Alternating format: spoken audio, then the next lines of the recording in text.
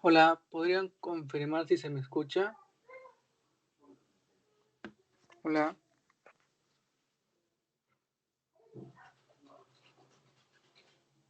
Hola, ¿podrían confirmar si se me escucha? Sí se escucha. Gracias. Ya, entonces damos inicio al taller.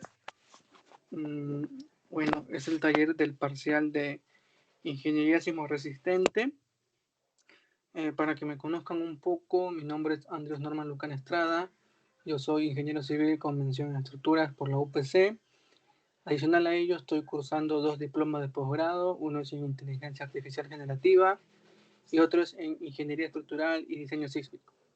Además, me desempeño diariamente como ingeniero estructural junior en el diseño de estructuras de concreto armado, estructura metálica y reforzamiento estructural. ¿Sí? Entonces, aquí para este taller he preparado una serie de preguntas. Bueno, en este caso vendría a ser una pregunta teórica que me llamó la atención mucho. Quiere decir, en el terremoto de Hualien en Taiwán, no sé si lo pronuncié bien, pero hubo alrededor de 1000 edificios que sufrieron daños y muchos de los edificios presentaban piso blando, ¿no? Esta irregularidad, que está muy bien descrita en la norma, y que nos dice, mencione 2 recomendaciones que hubiese evitado la falla por piso blando del edificio mostrado. Aquí a algunos de los presentes les gustaría participar.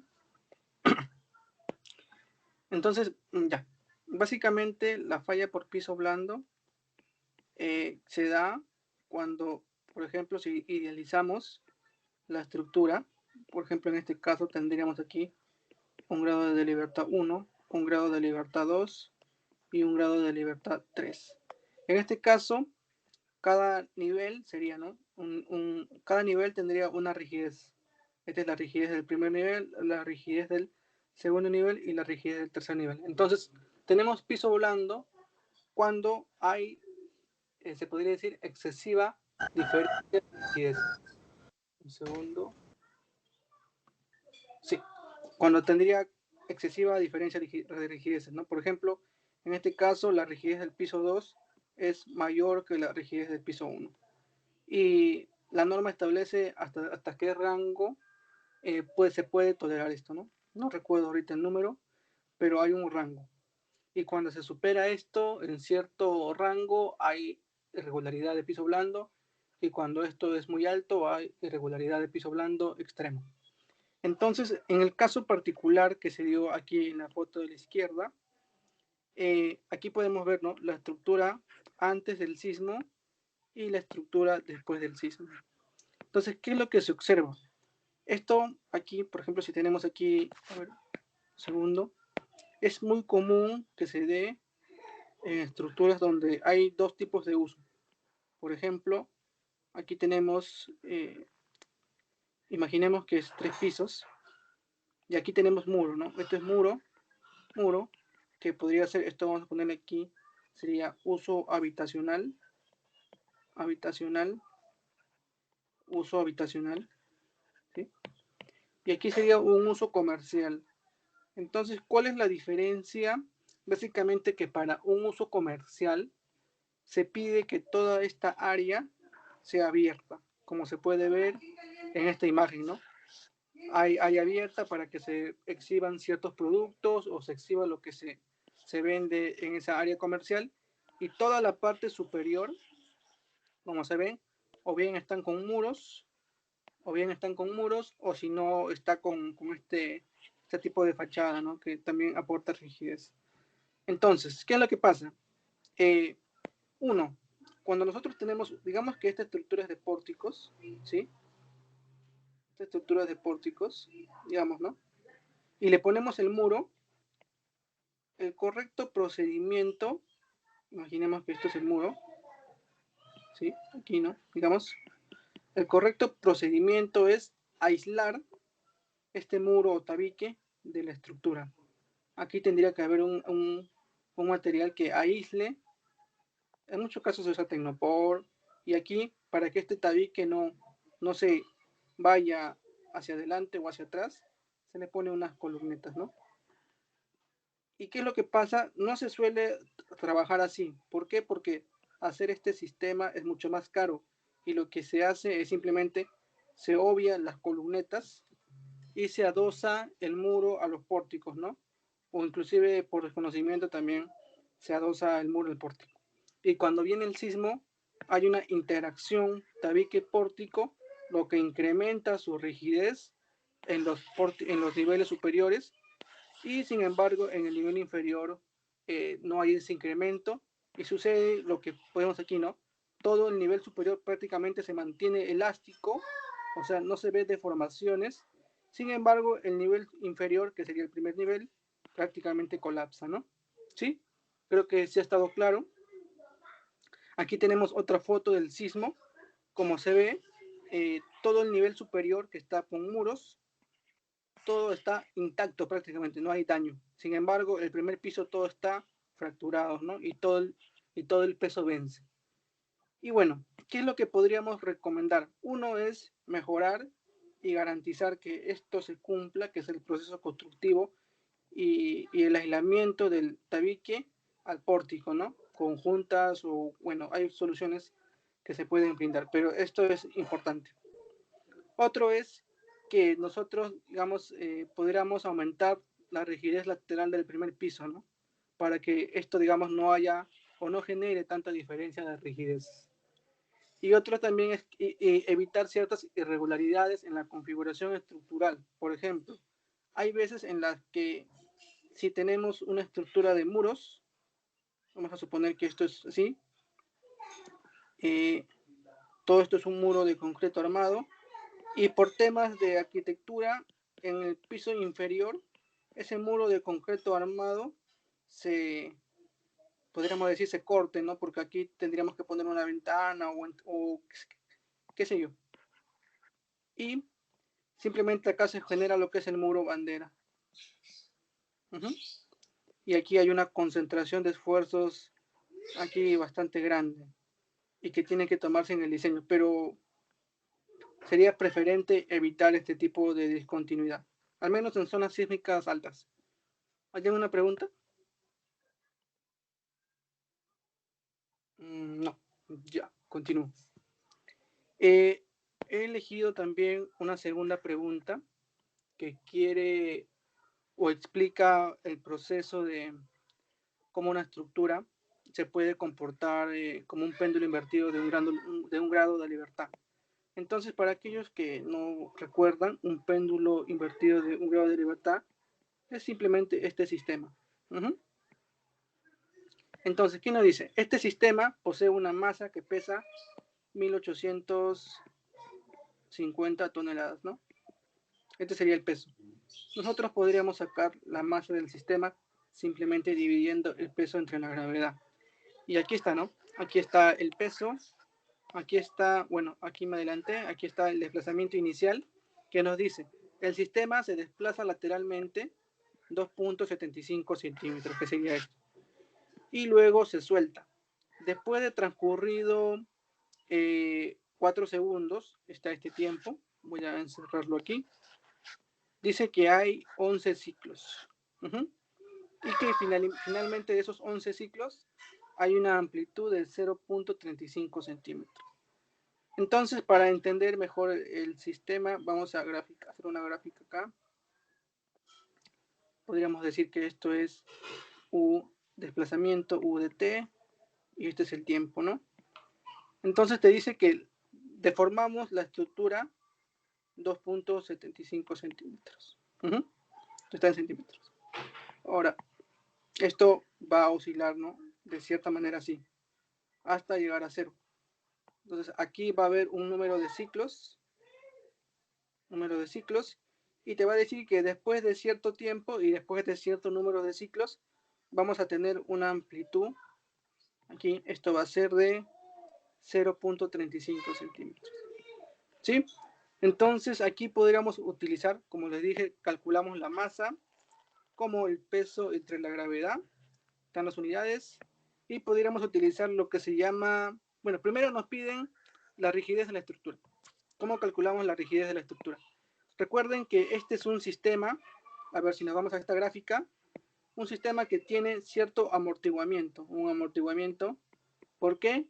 Porque el desplazamiento con el pasar del tiempo va cayendo, ¿sí? Cuando tenemos este tipo de comportamiento es un sistema con amortiguamiento. Entonces, si es un sistema con amortiguamiento, nosotros podemos calcular la frecuencia amortiguada. ¿Cómo?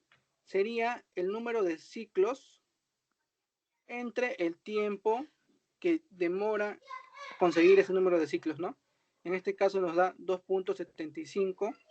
Esto se puede medir en unos por segundo o si no también en hertz, ¿no? Pero en este caso lo hemos puesto en 1 por segundo.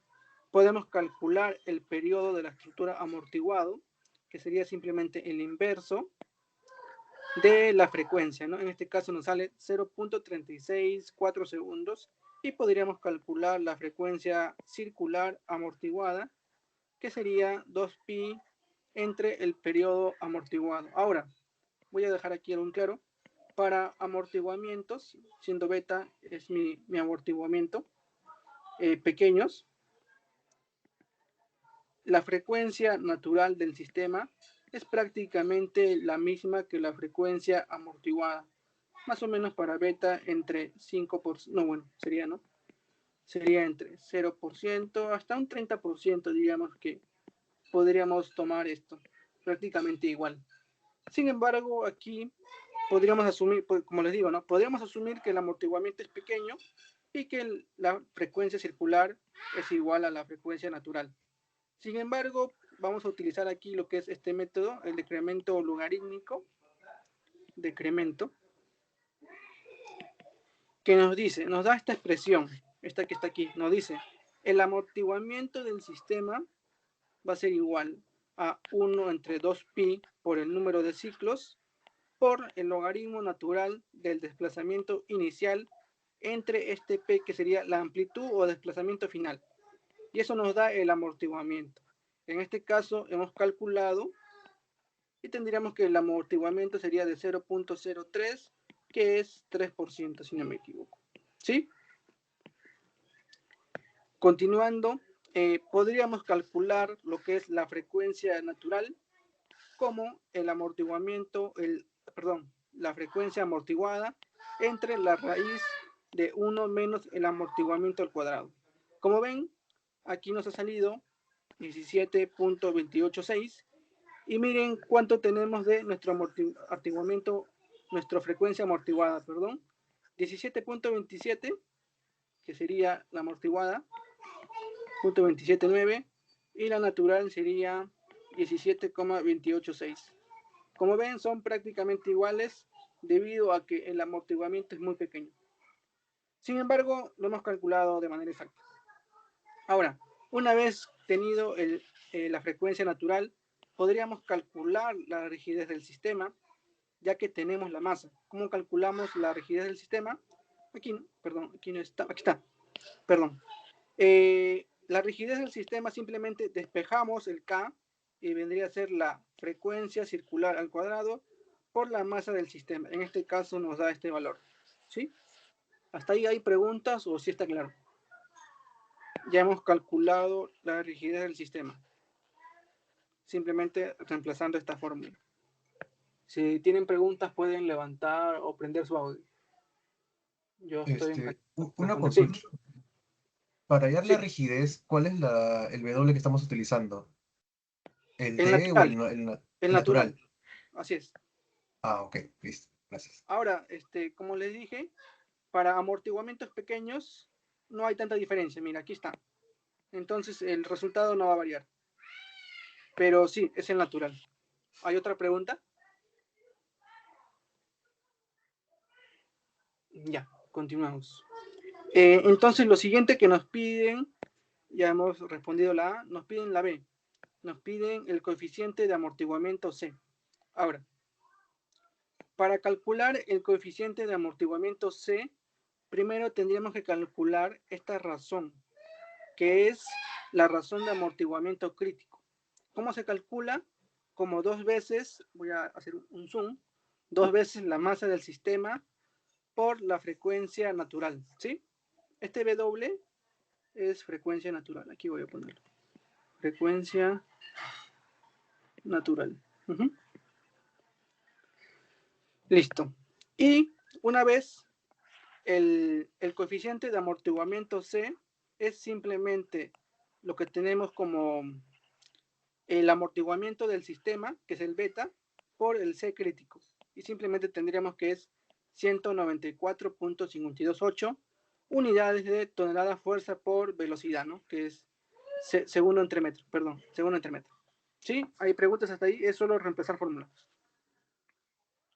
Listo, continuamos. Ahora nos dicen el número de ciclos que se requieren para que la amplitud se reduzca a 1 entre 28 la inicial.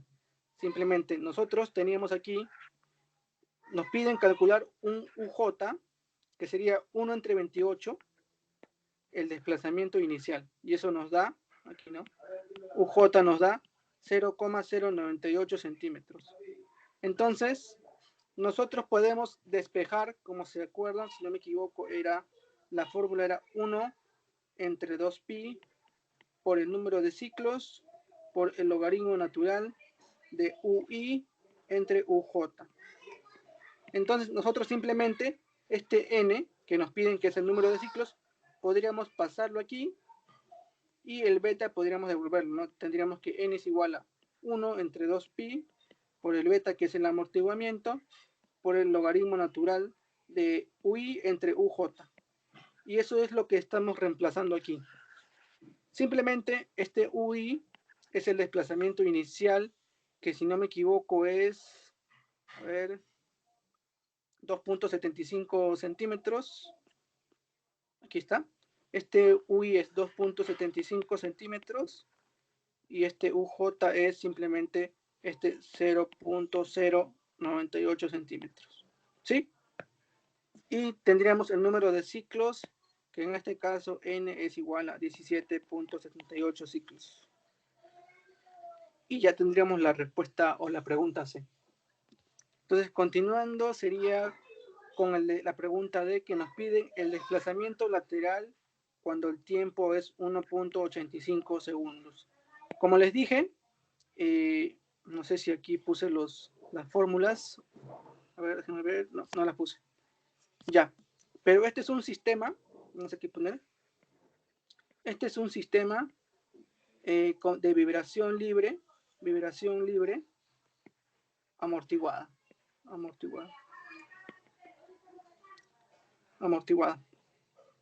Ahora, este es un UDT, que es igual, y aquí hay una ecuación diferencial que si la resolvemos nos da esta ecuación, ¿no?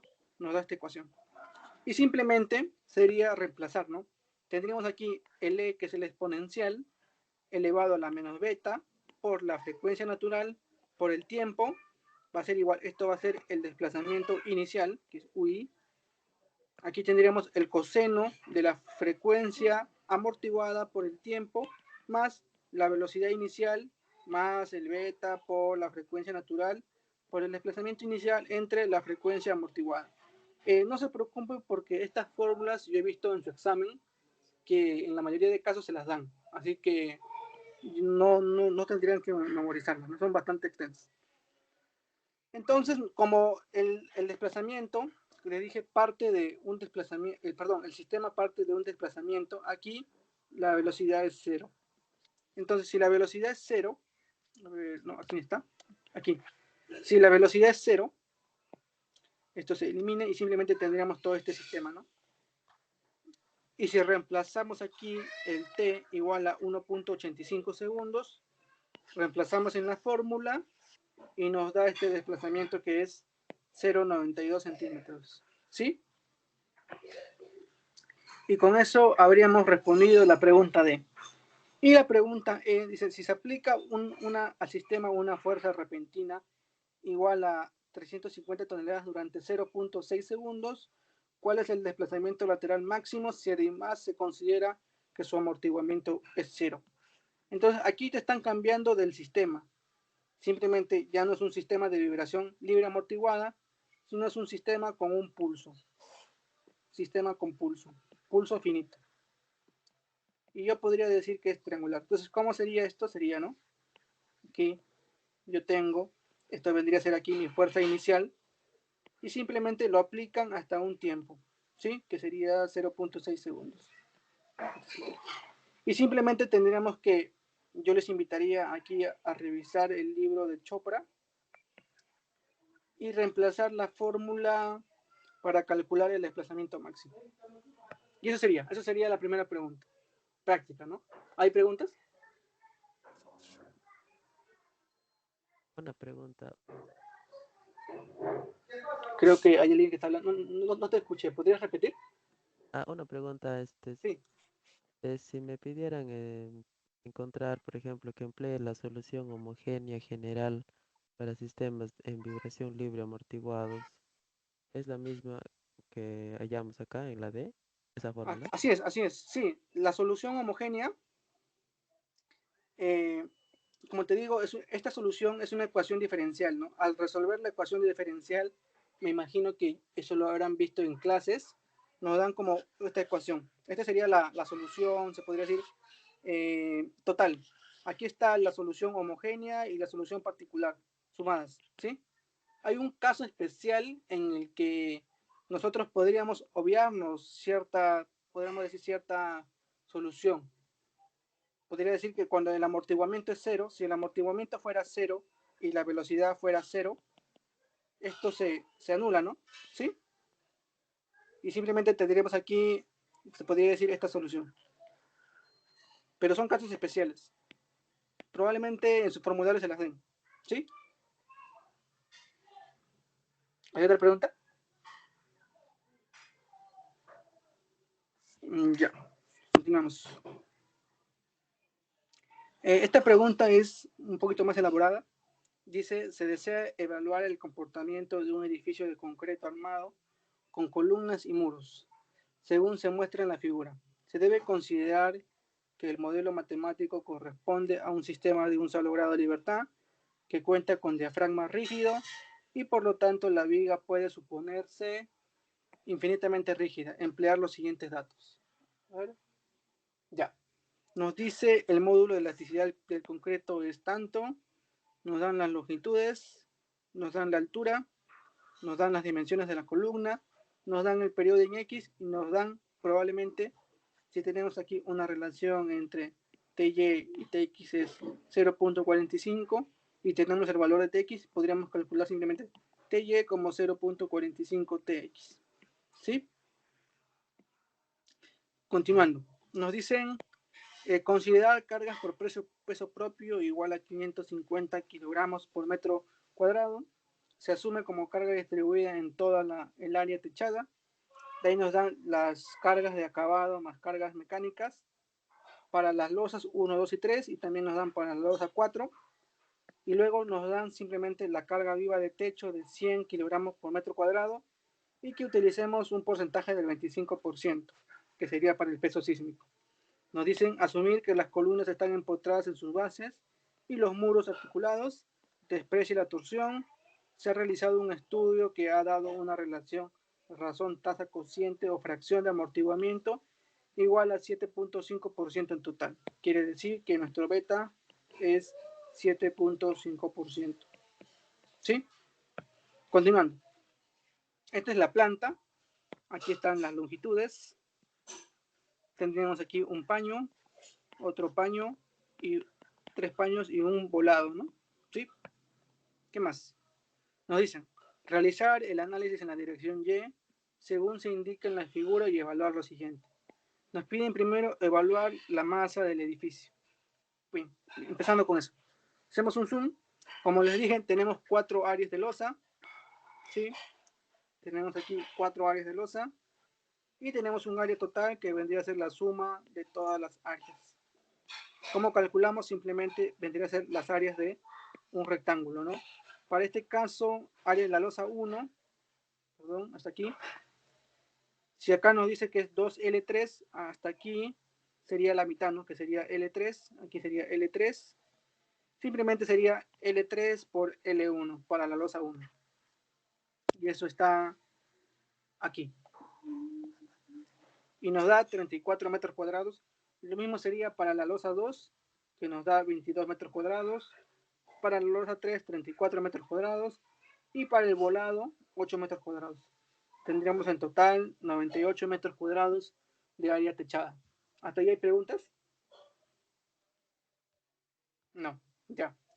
Como les dije, esta es la carga de peso propio, que no tenemos problema.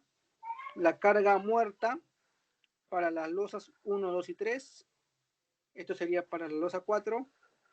Y la carga viva de techo, ¿sí? Y nos dicen utilizar 25%. Listo. ¿Cómo calculamos el peso sísmico? Sería, primero, el peso propio por el área total, ¿sí? Luego tendríamos que tener aquí la carga muerta. Carga muerta, aquí vamos a ponerle, perdón. Carga muerta. Este sería losas 1,2,3. Esto sería carga muerta. Losa 4. Y esto simplemente sería carga viva total. Carga viva, perdón. Carga viva total. Viva total. Y esto sería peso propio total, ¿sí? Peso propio. Y nos da un peso sísmico de 89.45 toneladas, ¿sí? Ahora, nosotros podemos aquí sacar un ratio que sería igual al peso sísmico entre el área total, que sería, aquí no, área total. ¿Alguien me puede ayudar dividiendo 89.45 toneladas entre 98 metros cuadrados? ¿Cuánto es ese ratio? No tengo ese valor. Es 0.91, 27. 0.91, vamos a dejarlo en 0.91 toneladas por metro. Cuando estén en la práctica, este ratio para edificios, podríamos decir, habitacionales, este ratio debe estar entre 0.8 a 1,1 toneladas por metro cuadrado. Si su ratio está mayor o menor que eso, quiere decir que hay un problema probablemente de modelamiento, tal vez hemos ingresado mal las cargas, entre otros, ¿sí? Entonces nuestro edificio está dentro de ese rango, podríamos decir que está bien. Este simplemente es un valor para aquellos que se dedican a la práctica puedan hacer una verificación rápida. Y podemos calcular aquí la masa sísmica simplemente dividiendo el peso sísmico entre la gravedad. Y nos da este valor de masa. ¿Hasta ahí hay preguntas? No, ya. Continuamos. Listo. Ya hemos calculado la masa del sistema. Ahora nos piden el espesor del muro si la longitud de este mismo es 1.50. Vamos a la planta. A ver. Aquí. Tenemos, miren, aquí hay columna 1, columna 2, no, perdón, otra columna 1, otra aquí y otra aquí. Son, a ver, 5 columnas tipo 1, ¿sí? Y son 2 muros tipo M1. Entonces, si bien nos dan la longitud, que sería esto, que es 1.50, no nos dan el espesor, ¿sí? Sin embargo, nos dan aquí el periodo de, miren, aquí nos dan el periodo, aquí. Nos dicen que el periodo en X es 0.375. Sin embargo, a nosotros nos interesa el periodo en Y, que lo podemos calcular como la relación, ¿no? Anteriormente lo vimos. ¿Y por qué nos interesa el periodo en Y? Porque básicamente estos muros trabajan solo en el eje Y, al menos para un ejercicio académico y también para lo que usan en los exámenes, solo trabajan en Y, ¿sí? En Y es su eje fuerte. Estas trabajan en ambos sentidos, ¿no? Para X, a ver, yo les pregunto, si yo tengo esta columna 1, y este es el sismo en X, y este es el sismo en Y, ¿para qué sismo esa columna se comporta mejor o es más rígida? ¿Alguien podría decirme? Para ambos es igual. No. Para X es mayor. para X es mayor. ¿Por qué?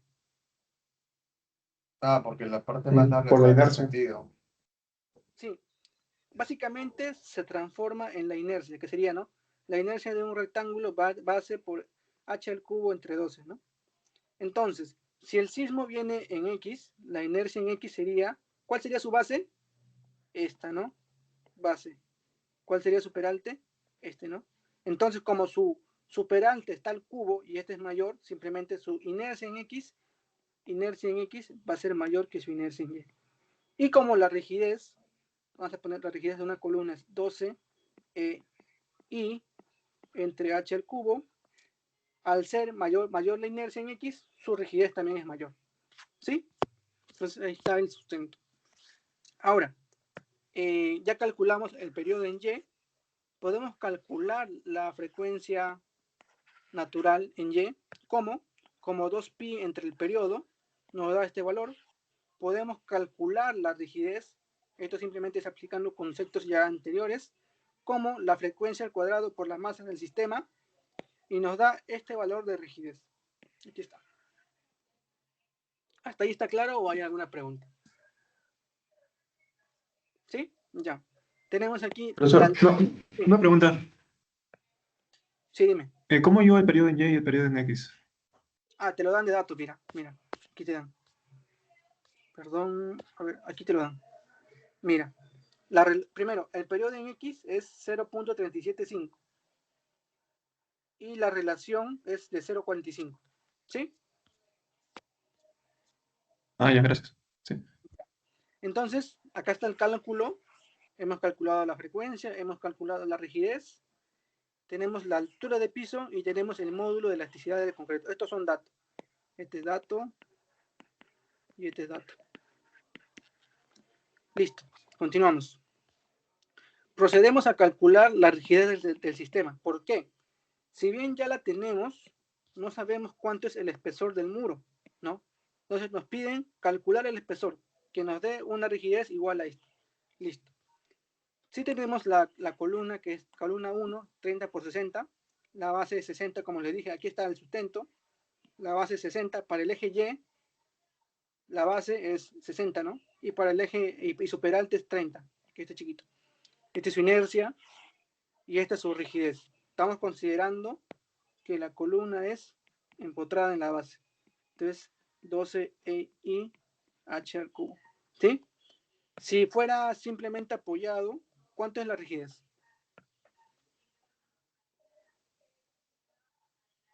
13 y H cubo. Ajá. Aquí vamos a ponerlo, si es apoyado simplemente, 3 EI H al cubo. ¿Sí? Listo. En este caso estamos tomando como ejemplo que es empotrado, porque el problema te lo dice.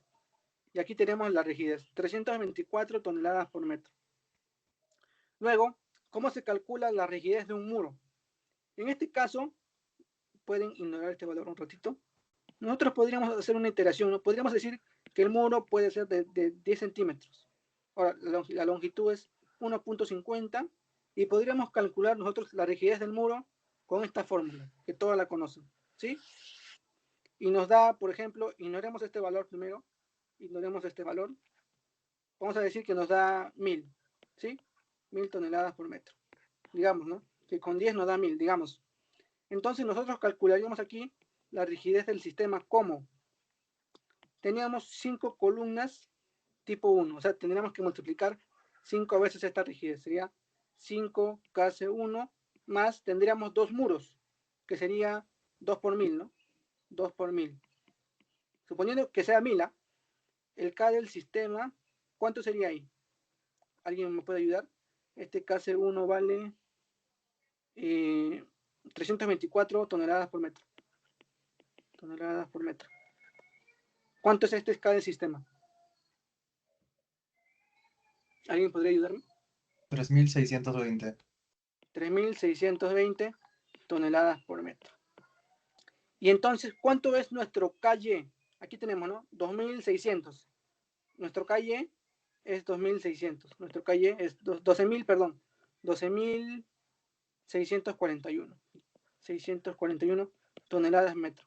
Yo les pregunto, ese espesor de 10 centímetros, ¿es suficiente o es más, o necesitamos aumentar el espesor?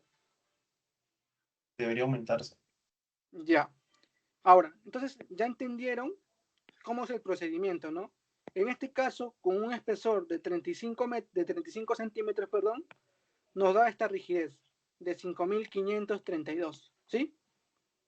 Entonces, aplicando simplemente la suma, sería 5 veces la columna, la rigidez de la columna 1 más 2 veces la rigidez del muro, nos da un valor de 12.685, que es prácticamente la rigidez que nos piden, ¿no? 12.641.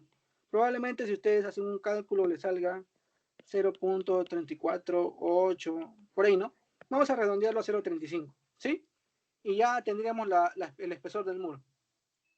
¿Hay una pregunta hasta ahí? Profe, pero podríamos hacerlo a la inversa. Con la Claro, rigidez que ya tenemos, lo restamos con los 5 KCI de las columnas y hallamos el espesor. así es. Si tú haces eso, te puede salir un valor así, ¿no?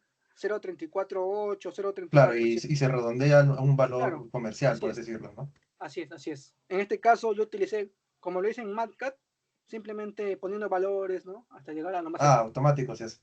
Sí, claro. Ah, Pero tienes toda la razón. Se puede hacer también como lo explicaste. Sale igual. ¿Hasta ahí hay alguna pregunta o estaría claro?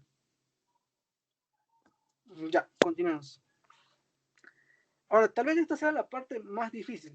Nos dice, el edificio estará sometido al movimiento de terreno que producirá el transitar de un tren de la línea 2 del metro que pasará diariamente cerca de la zona. Y se puede idealizar como una aceleración armónica del tipo sinusoidal. Aquí, aquí miren. ¿Cómo es aquí es un sistema de vibración armónica amortiguada. Entonces, yo les invito, para que tengan toda la teoría, revisar sus apuntes con respecto a este sistema, o también pueden revisarlo en el libro de Chopra, ¿sí? Pero preferiblemente sus apuntes, porque a veces cambia la nomenclatura, ¿no? de algunos valores. ¿Y cómo es cómo es la ecuación diferencial? Entonces, tendríamos aquí la masa por la aceleración, más este C es el amortiguamiento por la velocidad, más el K por U. Tendríamos aquí un P inicial por el seno, si no me equivoco acá es W por T. Aquí no me acuerdo si es W por T o si es solo T. ¿Sí? Pero esta sería, se podría decir, la ecuación diferencial. ¿Sí? Y ahora, ¿cómo sería su solución? Aquí está, ¿no? Tendríamos aquí un U con respecto del T y tendríamos aquí un U transitorio y un U estacionario. ¿Sí? En este caso, nos dicen, ya, continuamos, ¿no? Se puede idealizar como una aceleración, como una aceleración armónica del tipo sinusoidal en el cimiento del edificio con una amplitud de aceleración igual a 0.20 g, considerando solo el estado permanente o estacionario. Quiere decir que nos olvidamos de esto y solo consideramos esto. ¿Sí? Ahí tendremos que ver las fórmulas. No las recuerdo. Ahora, ¿cuál será la menor frecuencia circular de la carga que cause una distorsión angular o relación de derivas de 0.125%? Aquí no, deriva objetiva, vamos a ponerle 0.125%, que vendría a ser eso. Entonces, aquí hay varios conceptos. Primero, ¿qué representa la componente transitoria? Es la vibración libre causada por las condiciones iniciales. ¿Ya? ¿Y qué representa la condición estacionaria? Es la vibración forzada que depende de la frecuencia o de la fuente de carga externa. ¿Sí? En este caso, continuando, ahora nos dicen el amortiguamiento era de 7.5%. Esto era dato y nos dan una aceleración de 0.20 g. Como les dije, este es el comportamiento de la fuerza, se puede decir, esta es la fuerza externa, ¿eh? Fuerza externa. Es una fuerza inicial por un seno de WT, que es lo que puse aquí. Este, ¿no? Este P es la fuerza inicial, es igual, de un seno WT, ¿sí? Y ahora, nos dan aceleración. ¿Cómo podríamos equiparar esto con esto? Simple. Esa aceleración la podemos transformar en fuerza. ¿Cómo? Sería la aceleración, esto es la aceleración. ¿En qué unidades está la aceleración? Metro por segundo al cuadrado. Y la masa. ¿En qué unidades está la masa? Sería tonelada por segundo al cuadrado entre metro. Si nosotros multiplicamos, se simplifica, ¿no? Metro con segundo al cuadrado, y nos tendríamos toneladas simplemente. Y nos da este valor, 17.88 toneladas. Y simplemente eso sería la fuerza externa sinusoidal. Aquí reemplazaríamos, ¿no? ¿Sí? Hasta ahí, ¿preguntas? No, ya.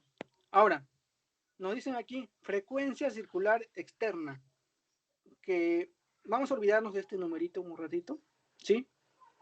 ¿Sí? Y aquí yo les he puesto de frente la solución, que vendría a ser la solución estacionaria.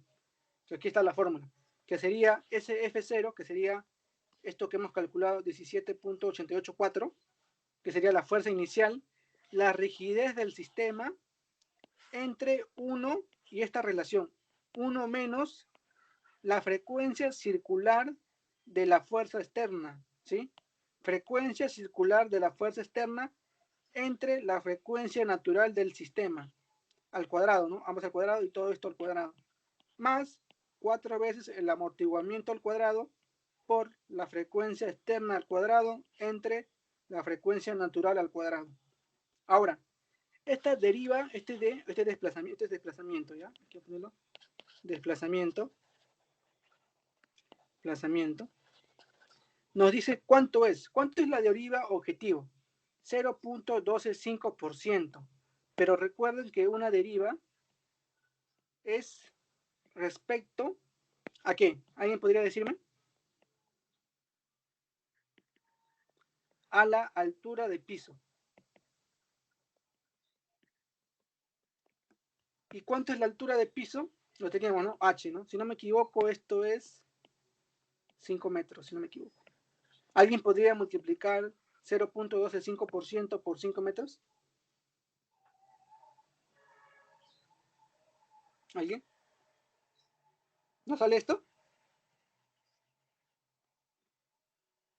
¿Podrían confirmar? Sí. Sí. Sale 0.0625. ¿En No, bueno. centímetros? Ah, no, centímetros sería así. Está bien. Ya. Lo tengo en Listo. Entonces, metros. acá está en centímetros. Entonces sería este nuestro desplazamiento, ¿no? Aquí, ¿no? Desplazamiento. Y nosotros podríamos despejar todo esto, porque miren, esto lo tenemos de dato, el K del sistema también es dato, la frecuencia del sistema es dato, esto es dato, el amortiguamiento es dato. ¿Qué es lo que nos piden hallar? Esta frecuencia circular externa. Y en este caso, como les dije anteriormente, yo podría, como yo tengo aquí el MATLAB que nos es automatizado, podría empezar acá 1, 2, 3, hasta que el desplazamiento se acerque, ¿no? En este caso, cuando yo tengo este desplazamiento, que es prácticamente lo que hemos calculado, la frecuencia circular externa es 33,72. Y básicamente eso sería. ¿Hasta ahí hay preguntas? ¿O está claro? Entonces, sería lo mismo que con el paso anterior, que Así con es, la deriva con la deriva y la altura del piso podemos calcular el desplazamiento y con eso hallar la frecuencia circular externa de frente, ¿no? así es, así es. Ustedes podrían despejar, pero aquí sí es más complejo despejar, ¿no? Yo les recomiendo dar valores primero desde 1, 2, hasta llegar, porque sí es más complejo despejar. Pero si pueden despejarlo, adelante. Saldría lo mismo. ¿Sí? No. Ya. Y la siguiente pregunta. Si se requiere reducir la distorsión angular o relación de derivas de piso a valores por debajo de 0.02%. Miren, recuerden, estábamos en 0.125% y ahora nos piden 0.02%. ¿Alguien me puede decir cuánto es lo máximo para estructuras de concreto armado? ¿Alguien sabe?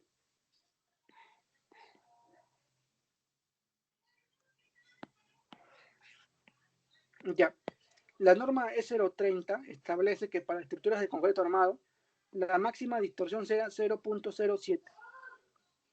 ¿Alguien me puede dar este valor en porcentaje? 0.07. Recuerden, miren, vamos a bajar de lo máximo permitido de la norma, esto era lo anterior, ¿no? A 0.02%. Si esto lo multiplicamos por la altura, 0.02 por 5 metros, ¿cuánto me da? ¿Alguien me puede ayudar?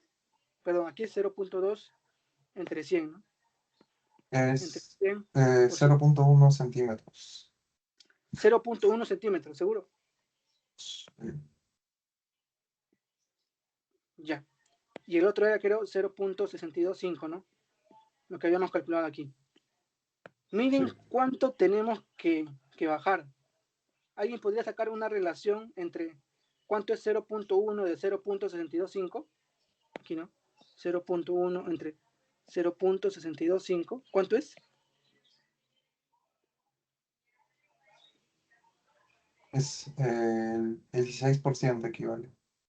16%. Sí. 16%. O sea, tenemos que reducir un 84% la deriva. Entonces, yo, mira, aquí ayudé de ChatGPT y le pregunté, ¿qué medidas podríamos tomar? Nos dice, aumentar la rigidez lateral del conjunto. Mejor efecto directo. Ahora, si aumentamos la rigidez, obviamente, nosotros imaginemos que esto es un F igual a K por U. Digamos que la fuerza es la misma. Si aumentamos la rigidez, obviamente el desplazamiento va a, porque el desplazamiento es F entre K, ¿no? Si esto sube, el desplazamiento va a bajar, ¿no? Pero la pregunta es, ¿cuánto tendríamos que bajar para llegar a esta deriva? Es extremadamente. Si bien aumentar la rigidez es una opción, para esta deriva no podríamos aumentar tanto la rigidez, ¿no? Sería muy costoso. Lo otro sería reducir la masa efectiva. Ahora, recuerden que nosotros teníamos una aceleración de 0.20 g, pero la fuerza era aceleración por masa.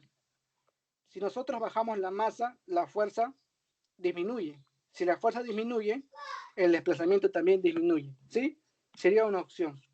Pero en este caso, para esta deriva, ¿qué es lo que yo creería? Que la mejor opción sería unos sistemas de protección sísmica.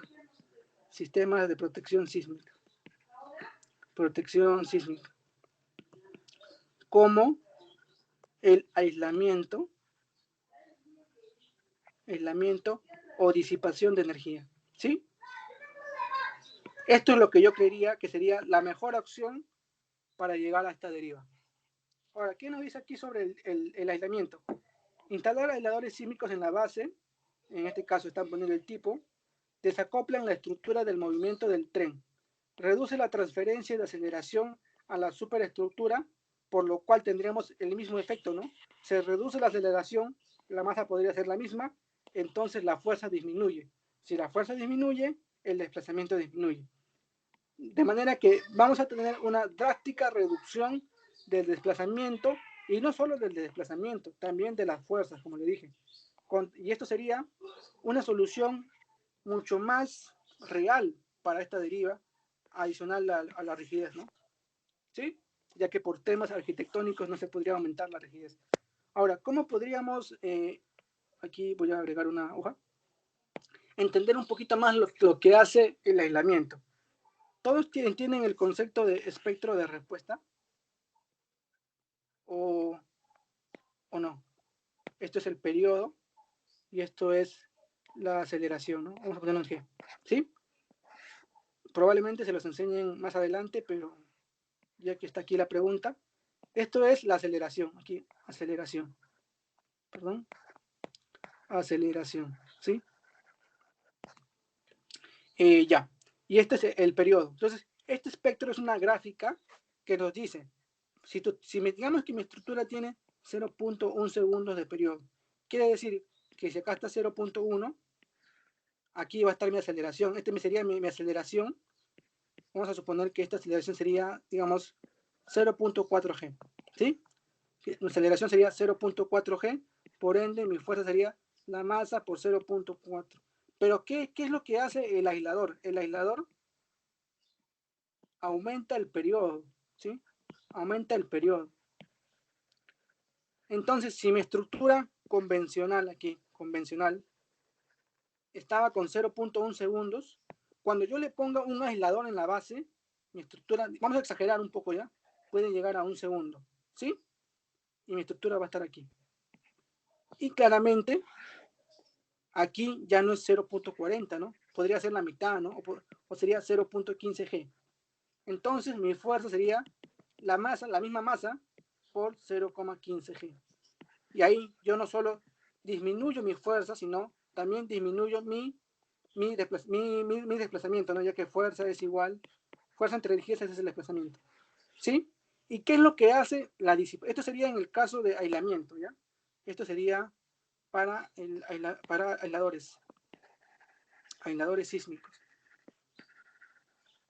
Ahora, ¿qué es lo que hace un disipador sísmico? Vamos a entender aquí. A diferencia de un aislador, vamos a ponerlo más chiquito aquí. Todo esto es igual, ¿no? La estructura se ubica en 0.1 G. Esto es, ¿no? Aquí, convencional.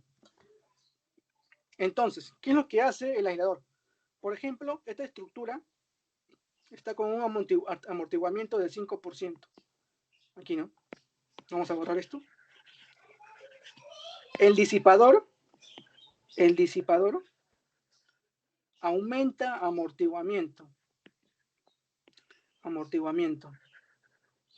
aquí. ¿Y qué es lo que hace al amortiguamiento? Digamos que le aumentamos un 10% de amortiguamiento. Nuestra gráfica sería así. Más chiquita. Por ende, nuestro G, si aquí era 0.4 G, ya no es tanto 0.4, sino sería 0.3, ¿no? Si nosotros aumentamos aquí el amortiguamiento a 20% con disipadores, aquí tendríamos algo como esto, más chiquito, inclusive más chiquito. Y nuestro sería ya 0.20 G. Y de ahí simplemente el mismo sistema, ¿no? Si la aceleración es menor, la fuerza es menor, si la fuerza es menor, el desplazamiento es menor, ¿sí? Y eso sería todo por este taller. ¿Hay preguntas? ¿O todo está claro? No, todo está claro. Listo. Eso sería todo. Así que si no hay preguntas, voy a enviar la solución al grupo de WhatsApp. Y Sí, si profe, quieren, eso le iba a consultar. Si es que podía pasar el PPT que acaba de resolver, por sí, yo lo voy a pasar. Adicionalmente también voy a pasar algunos ejercicios de algunos compañeros y ya con eso creo que estarían listos. ¿Sí? Eso sería todo. Ya, listo, profe. Muchas gracias. Gracias.